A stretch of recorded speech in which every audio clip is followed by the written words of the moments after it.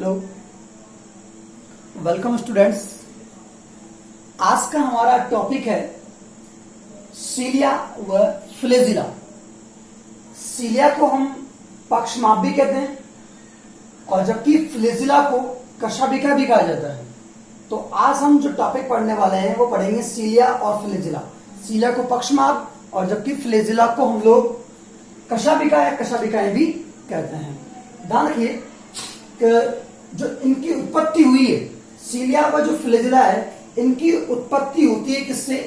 आधार कणिका से, basal granule. आप लोगों ने तारक केंद्र पढ़ा है, तारक केंद्र के हमने कार्य पढ़े थे, तो वो आधार कणिका का वहां पे निर्माण करता है। तो इसी आधार कणिका से सीलिया व फ्लेजिला की उत्पत्ति होती है। बेसल ग्रेन्यूल से ही किसकी उत्पत्ति होती है? सीलिया व फ्लेजिला की।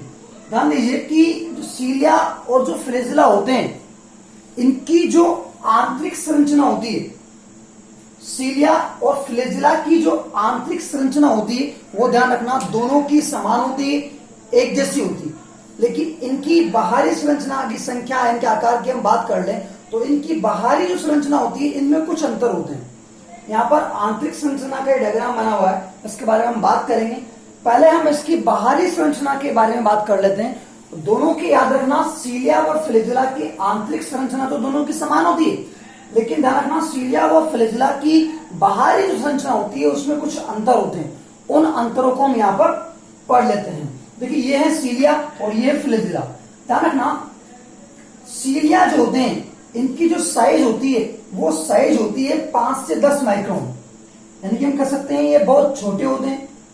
और जबकि जो फ्लेजिला होता है, कशाभिका जो होती है, इनकी साइज होती है 100 से 150 माइक्रोन, यानी कि हम कह सकते हैं कि आकार में कैसे होते हैं, ये बड़े होते हैं।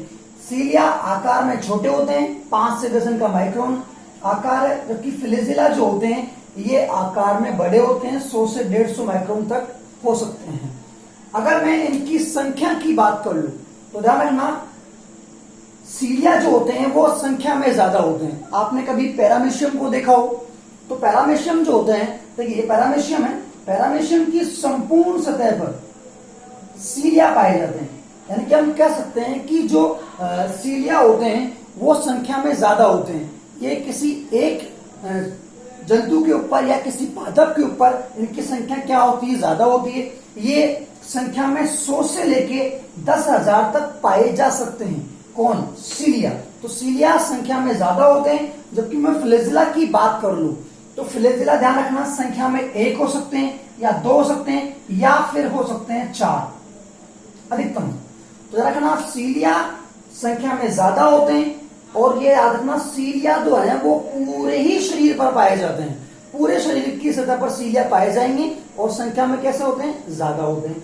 जबकि फ्लेजिला होते हैं वो शीर्ष पर पाए जाते हैं। आपने क्लेमाइडोमोनास को देखा होगा, क्लेमाइडोमोनास में इसका शीर्ष पर ये पाए जाते हैं। तो ध्यान रखना, ये संख्या में 1 या 2 या अधिकतम 4 हो सकते हैं। अगर मैं सीलिया की बात कर लूं तो सीलिया में जो गति होती है वो एक समान होती है। अब एक समान कैसे होती है? मान लीजिए अगर सारे सीलिया अगर इधर गति करें तो वो पूरे इधर ही करेंगे, और अगर सारे सीलिया इधर गति कर रहे हैं तो पूरे गति इधर ही करेंगे। तो एक समान गति होती है, सारे एक तरफ ही गति करते हैं। आपने घड़ी का पेंडुलम होता है, घड़ी का पेंडुलम एक बार इधर गति करता है फिर इधर गति करता है, तो घड़ी के पेंडुलम की गति इनकी गति मानी जाती है। तो ध्यान रखना, एक समान गति करते हैं, अर्थात ये दोलन गति प्रदर्शित करते हैं। कौन? सीलिया। जबकि अगर मैं फ्लेजिला की बात कर लूं, जैसे कि मान लीजिए ये 2 फ्लेजिला है मेरे हाथ, तो एक फ्लेजिला इधर गति कर रहा है, एक इधर गति कर रहा है, तो इनकी गति जो होती है वो अनियमित गति होती है। और ध्यान रखना, इनकी गति स्वतंत्र होती है। ये एक इधर गति कैसे भी गति कर सकता है, ये भी किधर भी कैसे भी गति कर सकता है। तो ध्यान रखना, फ्लेजिला जो होते हैं वो संख्या में 1-2 होते हैं और ये अनियमित गति अर्थात ये स्वतंत्र गति प्रदर्शित करते हैं। अगर मैं बात कर लूं सीलिया, अब देखिए अब क्या होता है कि सीलिया जो होते हैं वो स्पीड से तुलनात्मक, अगर इन दोनों की गति की बात करें कि कौन स्पीड से करता है, तो ध्यान रखना कि इनकी जो गति तुलनात्मक क्या होती है, सीलिया की जो गति होती है वो तेज होती है, तेज गति से मूवमेंट करते हैं क्योंकि छोटे होते हैं। जबकि कशाभिका जो होते हैं वो आकार में बड़े होने के कारण ये थोड़ी धीमी गति करते हैं। क्लियर है? तो ये बाहरी संरचना में इनके अंतर थे।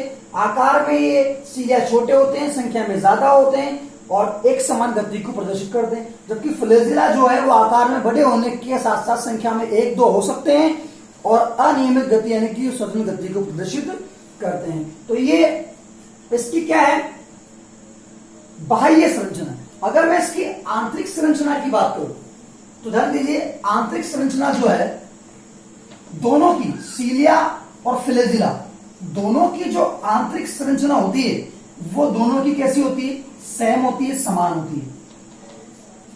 अब आंतरिक संरचना में देखिए क्या होता है कि इनके अंदर 9+2 व्यवस्था पाई जाती है, 9+2।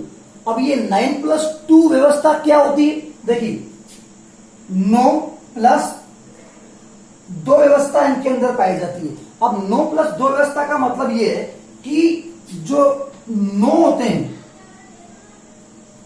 ये 9 कहां पाए जाएंगे, परिधि की ओर।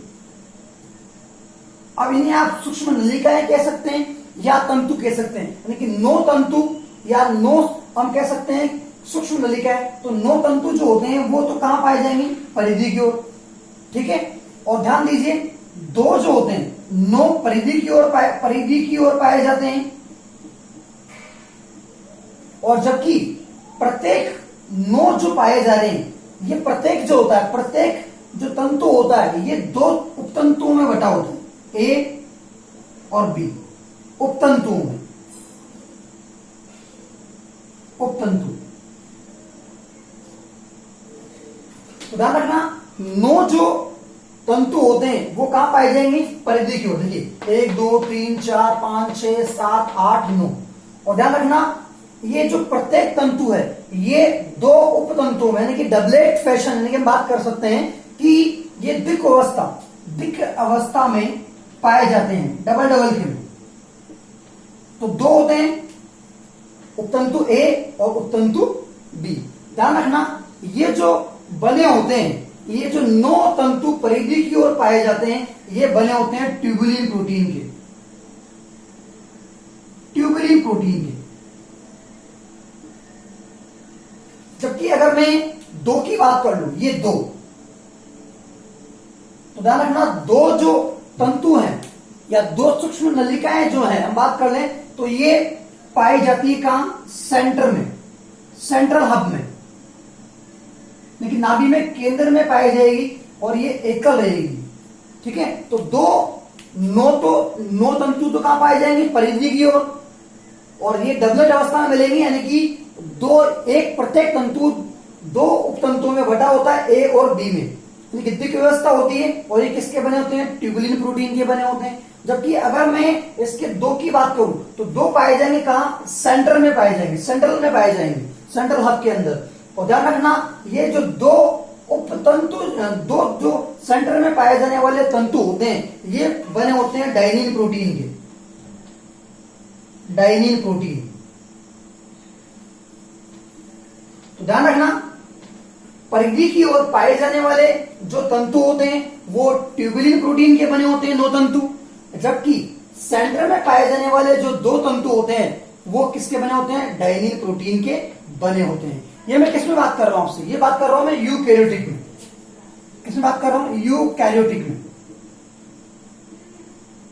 चाहे वो जंतु हो चाहे वो एनिमल हो। तो यूकैरियोटिक में 9+2 व्यवस्था पाई जाती है, 9 तंतु परिधि की ओर होते हैं जो बाद में जाके 2 उपतंतुओं में बटे होते हैं, ए और बी में। ये 9 तंतु ट्यूबुलिन प्रोटीन के बने होते हैं, जबकि सेंटर में 2 तंतु पाए जाते हैं जो कौन से प्रोटीन के बने होते हैं, डाइनिन प्रोटीन के बने होते हैं। ये मैंने आपसे बात करी है यूकैरियोटिक की। अगर मैं प्रोकैरियोटिक की बात कर लूं, अगर प्रोकैरियोटिक कोशिकाओं की मैं बात कर लेता हूं तो ध्यान रखना प्रोकैरियोटिक कोशिका में, प्रोकैरियोटिक कोशिका में सीलिया वो फ्लैजिला, सीलिया और जो फ्लैजिला होते हैं वो 9+1 व्यवस्था उनके अंदर पाई जाती है, 9+1 व्यवस्था इनके अंदर पाई जाती है। अब एक तंतु जो यहां पर है ये एक तंतु बेटा ये बना होता है फ्लैजेलिन प्रोटीन का, फ्लैजेलिन प्रोटीन का। याद रखना, प्रोकैरियोटिक कोशिका में सीलिया और फ्लैजेला की 0.1 व्यवस्था पाई जाती है, और ये जो एक तंतु है ये किसका बना हुआ है? फ्लैजेलिन प्रोटीन का ये बना होता है। अगर आपसे पूछ लिया जाए कि जो एक सीलिया होता है और एक जो फ्लैजेला है, एक सीलिया और एक फ्लैजेला की अगर आपसे संरचना के बारे में पूछ लिया जाए कि इनकी संरचना में कितने भाग होते हैं, तो ध्यान रखना, एक सीलिया व एक फ्लैजेला की संरचना में 3 भाग होते हैं। कितने भाग होते हैं? 3 भाग। ध्यान रखना, पहला जो भाग है, सबसे ऊपरी भाग जो होता है वो शाफ्ट होता है।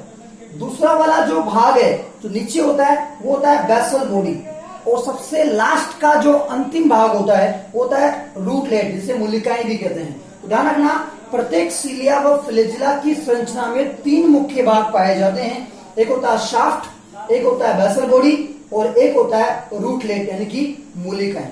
तो ये इसकी प्रत्येक सीलिया और फ्लैजेला की संरचना के भाग है। याद रखना, अगर मैं फ्लैजेला की बात कर लूं, फ्लैजेला, तो याद रखना फ्लैजेला 2 प्रकार के होते हैं। कितने प्रकार के होते हैं? 2 प्रकार के। देखिए, पहला फ्लैजेला है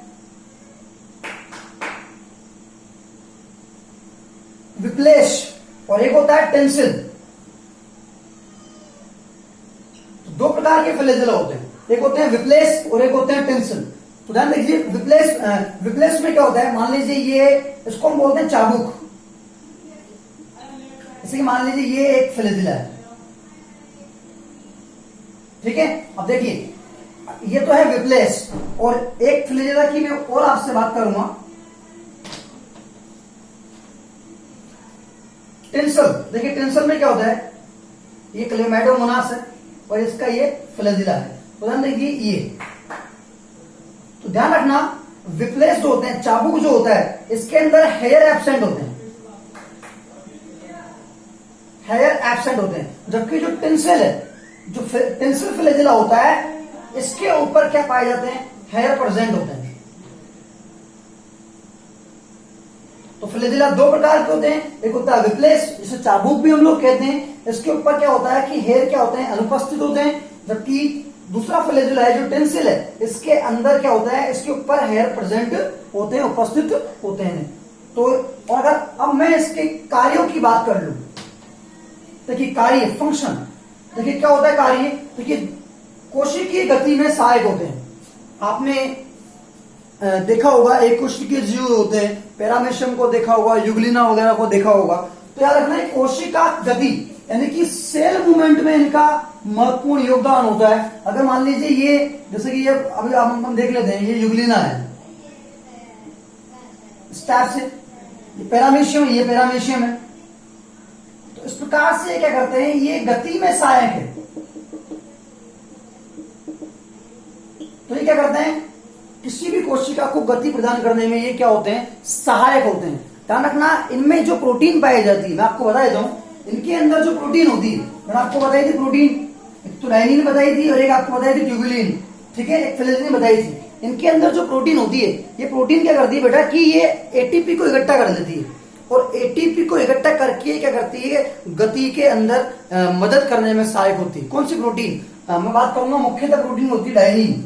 ध्यान रखना, डायनिन और ट्यूबुलिन, डायनिन, ठीक है। तो ये क्या करती है? गति में सहायक होती है। तो ये हमारा सीलिया और फ्लैजेला दोनों थे। इनकी दोनों की आंतरिक संरचना तो समान होती है, लेकिन बाहरी संरचना में क्या होते हैं? अंतर होते हैं। और ये इसकी आंतरिक संरचना है, इसके हमने भाग पढ़े, और इसका एक ही मुख्य कार्य है, कोशिका गति में क्या है? ये सहायक है। तो दोस्तों, स्टूडेंट्स, इस वीडियो को ज्यादा से ज्यादा शेयर करो, ताकि जो बच्चे लोग अभी कोचिंग नहीं जा पा रहे हैं वो भी इन वीडियो का ज्यादा से ज्यादा लाभ ले सकें। Thank you.